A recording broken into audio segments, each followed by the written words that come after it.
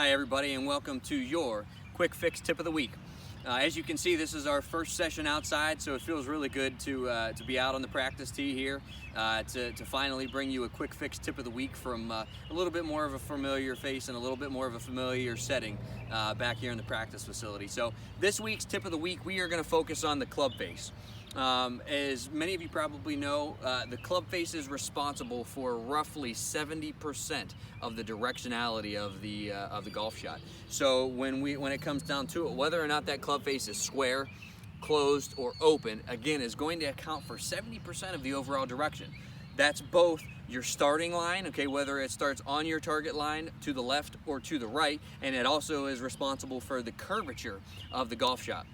So it's really super important to understand the relationship between how you get that club face back to square. So the first thing we're going to talk about is I'm going to hold that club, and this is really important to understand the relationship of your left hand and your left forearm for a right-handed golfer, and exactly how to control and to manipulate that club face. So if I actually take my left wrist and get it into a cupped position, you can see that that club face actually opens up. Then if I go back to square and I take my left wrist and I bow it, you can see that it actually closes that club face. So again, a cupped left wrist will open that club face. A bowed left wrist will actually end up closing that club face. So again, it's really important to understand that relationship, and every now and then just take that golf club and just say, all right, how can I manipulate this club face like so? Next thing we're going to talk about is actually positional wise within the golf swing. So a good benchmark for exactly where we want the club face to be is roughly about a quarter of the way back, almost to a halfway position in the backswing.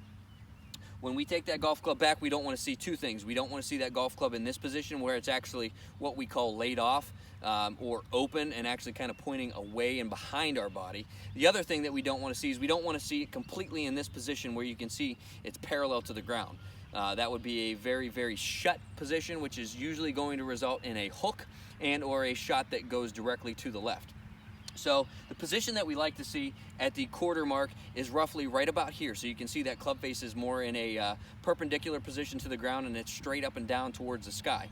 If anything, we actually like to see that club face be slightly closed and slightly pointed down towards the ground in this position. The reason being is because if we get that club in a laid off position, now we have to manipulate and over rotate our hands and our forearms to get the golf club back to square at impact. As where if we can get the golf club here, we have less rotation with the left hand and the left forearm. It is much easier to get that club and get that club face back to a square position.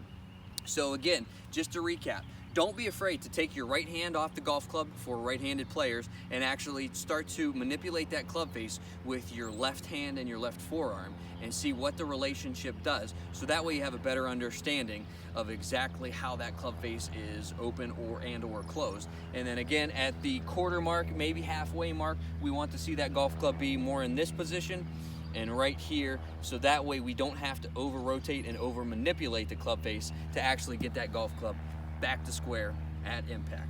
So again, nice to see everybody this weekend. Happy Memorial Day if we don't see you. And this is Patrick Griffin signing off for your Quick Fix Tip of the Week. Thanks.